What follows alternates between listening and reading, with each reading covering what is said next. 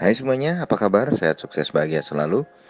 Jangan lupa subscribe karena subscribe itu gratis dan bagikan channel ini agar kami dapat lebih berkembang dalam memberikan Anda berbagai informasi dan insight yang bermanfaat.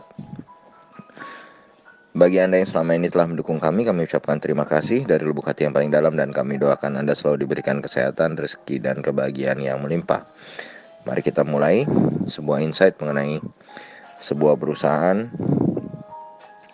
yang turun ke pasar modal Indonesia dengan kode saham INCO, INCO, atau Vale Indonesia Tbk.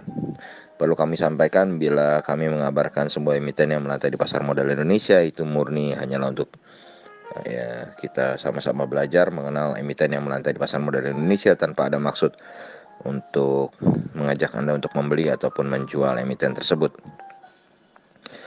Vale Indonesia Tbk dulu bernama International Nickel Indonesia Tbk atau INCO. INCO ya, didirikan sudah sangat lama, 25 Juli 1968 dan memulai kegiatan usaha komersialnya pada tahun 1978.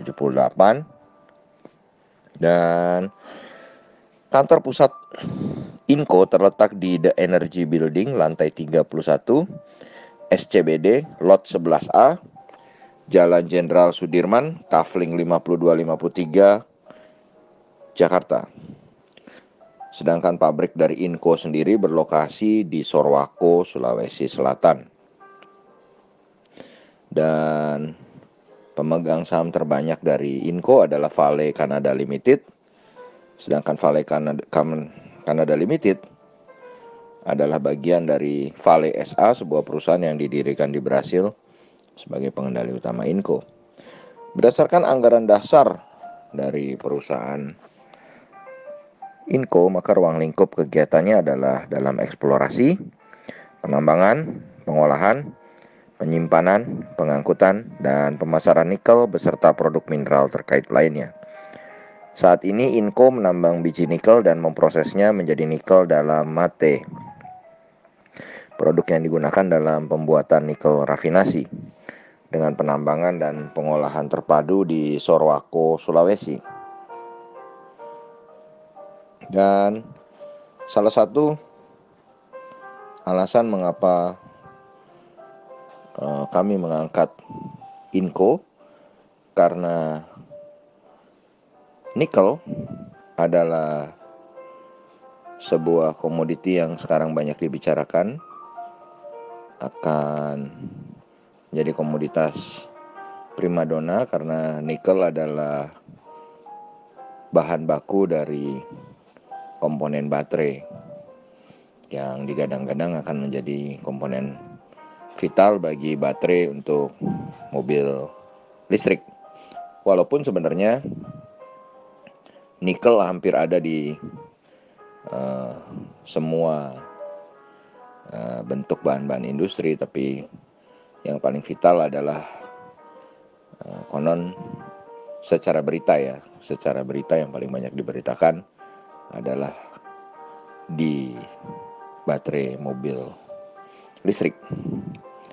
Dan karena banyaknya berita tentang nikel, maka kami memutuskan untuk mengulik sedikit tentang INCO. Dan kalau kita lihat, INCO sendiri merupakan sebuah perusahaan dengan market capital atau nilai pasar sebesar 36,67 triliun. Dan saat ini harga INCO adalah 3.690. Dan kalau kita lihat monthly price range-nya atau rentang harga bulanan INCO adalah dari 3.400 sampai dengan 4.000. Berarti harga INCO saat ini di 3.690 berada di medium channel-nya atau di tengah-tengah. Sedangkan secara year to date, harga terendah INCO adalah 1.340 dan harga tertingginya adalah 4.030. Sedangkan harga tertinggi INCO dalam 3 tahun terakhir adalah 4.720. Jadi kalau kita lihat secara year to date maupun secara harga 3 tahunan, Inco sebenarnya saat ini sudah cukup mahal. Dan kalau kita lihat investor asing selama 1 bulan terakhir mencatatkan aksi jual bersih di Inco sebesar 5,64 triliun rupiah. Dan jumlah ini nyaris sama kalau kita lihat secara year to date atau dari awal tahun sampai saat ini. Investor asing juga mencatatkan total net foreign sale sebesar 5,45 triliun rupiah. Dan Inco sendiri sebenarnya adalah sebuah perusahaan yang sudah melantai di pasar modal Indonesia cukup lama, sejak 16 Mei 1990, dengan pengendalinya adalah Vale Canada Limited sebesar 58,73%. Kemudian disusul oleh Sumitomo Metal Mining Corporated Limited 20,09%, dan publik 21,18%. Presiden komisaris dari Inco adalah Mark James Travers dan presiden direkturnya adalah Nicholas D. Cantor. Satu nama yang cukup menarik dari jajaran komisaris Inco adalah di mana adanya mantan Menteri Indonesia yaitu Rudiantara yang duduk dalam jajaran komisaris Inco. Dan kalau kita lihat laba dari Inco memang di kuartal kedua ini mengalami kenaikan jika dibandingkan kuartal kedua tahun lalu, tapi mengalami penurunan jika dibandingkan kuartal pertama. Dan EPS Inco sendiri kalau di tahun 2019 adalah 0,00578, maka tahun ini adalah 0,01069. Jadi ada kenaikan EPS dari Inco.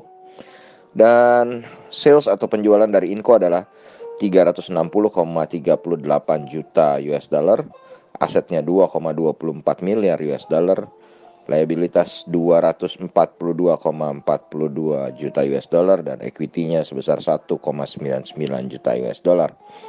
Net profit dari Inco sendiri adalah 53,13 juta US dollar.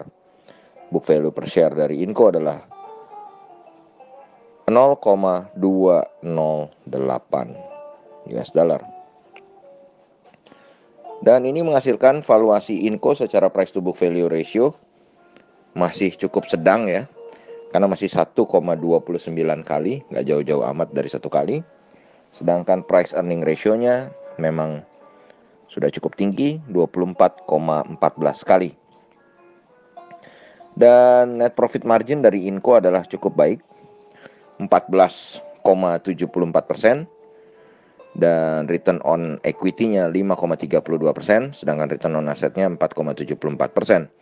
Jadi kalau kita lihat memang net profit margin-nya cukup tinggi, double digit, 14%, tapi return on equity-nya kurang begitu baik, begitu juga return on asset-nya yang tidak begitu baik. Tapi yang perlu kita catat dari Inco, yang boleh kita bilang adalah pemain nikel terbesar atau terbaik di Indonesia, adalah rasio hutangnya yang sangat kecil, yaitu hanya 12,15%. Debt equity ratio-nya hanya 12,15%. Luar biasa ya. Dan Vale Indonesia atau Inco memang punya kelemahan lainnya, yaitu selama beberapa tahun terakhir tidak membagikan dividen. Dan demikianlah apa yang bisa kami informasikan kepada Anda mengenai Inco, sebuah perusahaan dengan rasio utang yang sangat kecil, EPS yang bertambah tahun ini, valuasi price to book value yang tidak terlalu mahal, namun cukup mahal secara price earning ratio, karena memang labanya kurang baik, return on equity dan return on assetnya kecil, di bawah double digit, tidak pernah membagikan dividen dalam beberapa tahun terakhir,